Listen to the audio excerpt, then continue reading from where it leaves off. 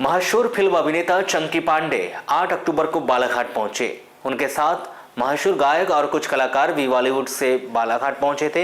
यहां उन्होंने बालाघाट के स्थानीय संस्थान में प्रेस से उन्होंने चर्चा की। सबसे पहले अभिनेता चंकी पांडे ने बालाघाट की भौगोलिक स्थिति की जानकारी दी और बताया कि उन्हें बालाघाट और यहाँ के लोग अच्छे लगे। उन्होंने कहा कि बालाघाट के आसपास लगा वन बहुत ही सुंदर है, इससे यहाँ की प्रकृति की सुंदरता का पता चलता है। इसके बाद वह देर रात वाराणसी के सिविल क्लब में होने वाले लक्की कूपन ड्रा के लिए रवाना हुए। आपको यहाँ बताया कि वाराणसी के प्रतिवर्ष नवदुर्गा उत्सव समिति सिविल क्लब के द्वारा लक्की कूपन ड्रा का आयोजन किया जाता है। इस बार 8 अक्टूबर की रात्रि में समिति के द्वारा लक्की कूपन ड्रा का आयोजन किया गया है। इसमें समिति के द्वारा बॉलीवुड के मशहूर अभिनेता चंकी पांडे और गायक साज भट्ट और दीक्षा टूर को आमंत्रित किया गया है। इसमें 8 अक्टूबर की शाम में अभिनेता चंकी पांडे ने बालाघाट के स्थानीय संस्थान में मीडिया से चर्चा की और बताया कि उन्होंने 23 वर्ष की उम्र में फिल्मों में कदम रखा था। लगातार उन्होंने अपनी एक से बढ़कर एक हिट फिल्में देते गए। उसके बाद उनकी बेटी अनन्या पांडे ने भी बॉलीवुड की दुनिया में कदम रखा है। जबकि अभिनेता चंकी पांडे डॉक्टर के बेटे थे और उनका एक सपना डॉक्टर बनने का था, किंतु वह डॉक्टर न बनते हुए फिल्मी दुनिया में अपना करियर बनाते हुए आगे बढ़ते चले गए। उन्होंने लगभग 80 से अधिक फिल्में अभी तक की है और 100 से अधिक फिल्म करने का उनका लक्ष्य भी है। उन्होंने यह भी बताया कि उन्होंने विश्वात्मा, आंखें, हाउसफुल और अन्य हाउसफुल की सीरीज़ की फिल्में भी की है, जिसमें उनकी पहली फिल्म आग ही आग थी। उन्होंने यह भी बताया कि फिल्म इंडस्ट्रीज में कब किसे कौन सा काम मिल जाए और उसकी किस्मत चमक जाए, यह कहा नहीं जा सकता।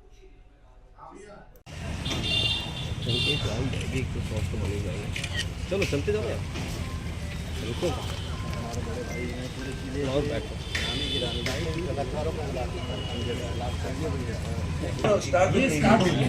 ये स्टार्ट हो गया जो आपने सचिन तेंदुलकर। सर कैसा लग रहा है बालाघाट पहुंचकर आपको? बहुत अच्छा लग रहा है। पहली बार आ रहा हूँ इधर एंड मैं आ रहा हूँ जबलपुर से। रोड बहुत ही अच्छे हैं एंड रास्ते में थोड़ा बहुत जंगल भी दिखा हमें, शेर नहीं दिखा। शेर दिखेगा तो गाना खाना पड़ेगा, फिर आके मुझे खा जाएगा। मुझे बोलना पड़ेगा आई एम जोकी। खाने के बाद शेर मुझे बोलेगा आई एम जोकी।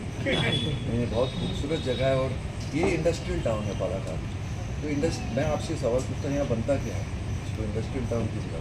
सबसे ज़्यादा यहाँ चावल होता है, जो इंटरनेशनल सप्लाई होता है। पोहा का उद्योग बहुत ज़्यादा है। पोहा अच्छा, यहाँ का बहुत यहाँ फेमस है जी। चावल बहुत अच्छा होता है। अच्छा, कबीली फैक्ट्रियाँ बहुत ज़्यादा। तो सर खिलाओ, पोहे खिलाओ। बहुत फेमस है। ताम्र परियोजना एशिया की कॉपर इंडिया का मतलब जो और विडम्बना ये है कि मोनीश बैल जी का यहाँ पर उस समय तक जमीन थी, वो बेच के चले गए और उसके नीचे कॉपर निकला 1987 में। और मुझे इंस्पायर किया आने के लिए किशोर कुमार साहब। उधर मैं नए कॉलेज से निकला था और मुझे मौका मिला एक शो पर जाने के लिए जहाँ किशोर कुमार जी परफॉर्म कर रहे थे, मेन थे शो के। और उनका जो स्पॉट बॉय था वो बीमार हो गया, तो जो ऑर्गेनाइज़र था वो मुझे जानता था। तो उसने कहा यार मुझे फ्री में घूमना है अमेरिका, तो करना क्या पड़ेगा? इसे किशोर दा की बैग्स उठाने पड़ेंगे, थोड़ा उनका बॉय बनना पड़ेगा। तो एक दिन एक ये टूर पे निकल गया उनके साथ और फिर मैंने उनका टैलेंट देखा और उनका क्रेज़ देखा और फिर मैंने सोचा यार मैं भी एक्टर बन जाऊँ। और अगर 1% भी उनका टैलेंट होता तो शायद बन भी सकता। और मैंने पूरा 1 महीना उनके साथ गुजारा और वहाँ से इंस्पायर होकर मैंने कोशिश की। तब मेरी उम्र थी 18। तो फाइनली जाके मुझे मेरी पहली पिक्चर मिली जब मैं 23 साल का। पहली पिक्चर का नाम था आगिया और वो भी मुझे मिली बाथरूम के अंदर। कभी सुना ऐसे बाथरूम में किसी को फिल्म मिली? क्या हो गया था, मैंने चूड़ीदार कुर्ता पहना था और मेरा नाड़ा अटक गया था, बोल नहीं पा रहा था, चिल्ला रहा था जोर जोर से, कोई मेरी मदद करो मदद करो। तो किसी ने मदद ली कि जेंटलमैन थे, जिसने कहा अरे पापा मैं हेल्प करता हूँ, और उन्होंने मेरा नाड़ा खोला और मैंने बड़ी खुशी से उनको पूछा कि भाई आप हो कौन, आपका नाम क्या है? तो उन्होंने कहा मेरा नाम कैलाश नीलानी, मैं प्रोड्यूसर हूँ। मैं तो बेहोश हो गया था।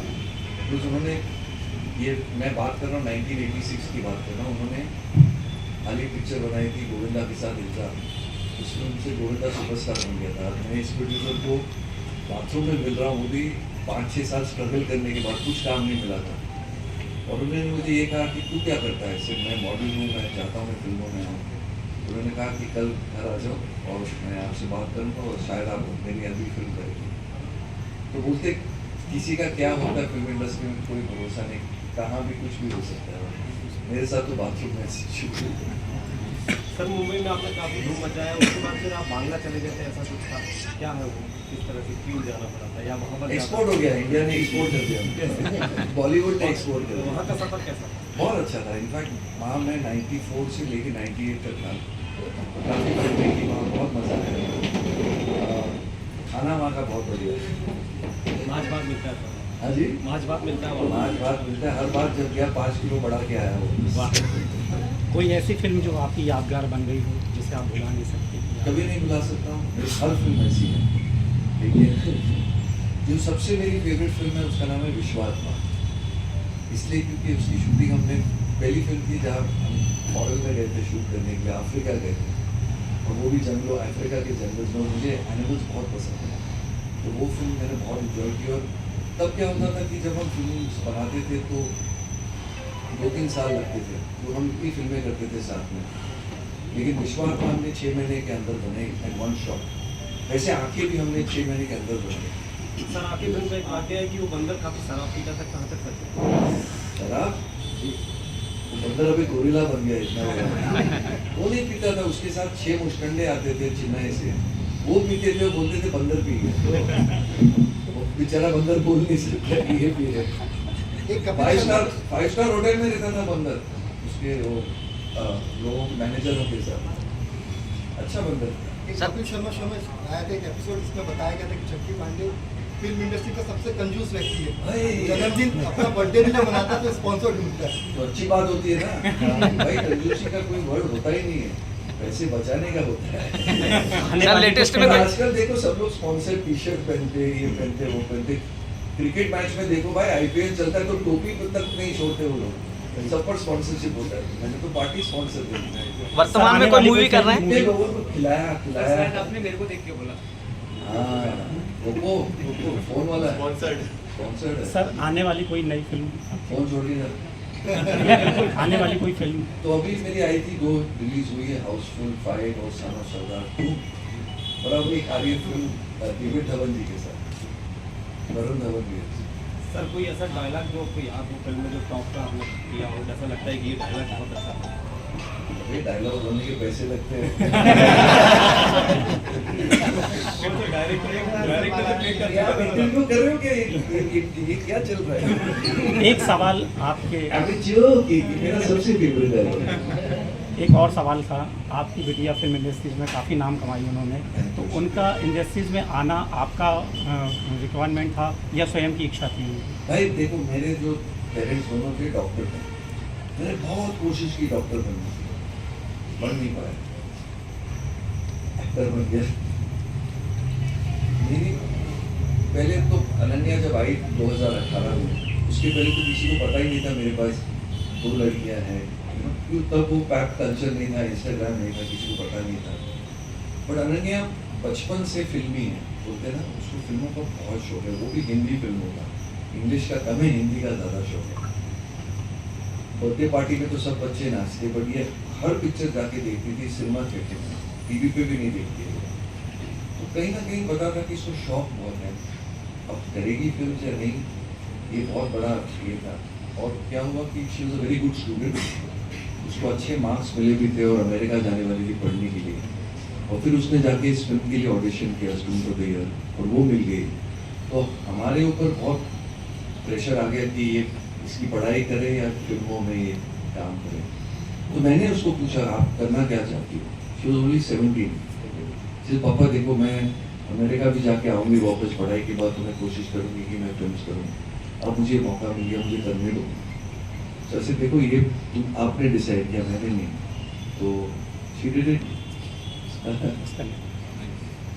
देखो अभी अब तक कितनी फिल्में हो चुकी हैं आपकी? मेरी या अनन्या? आपकी? कैलकुलेटर है। 100 से नीचे ही है। शुभकामनाएं।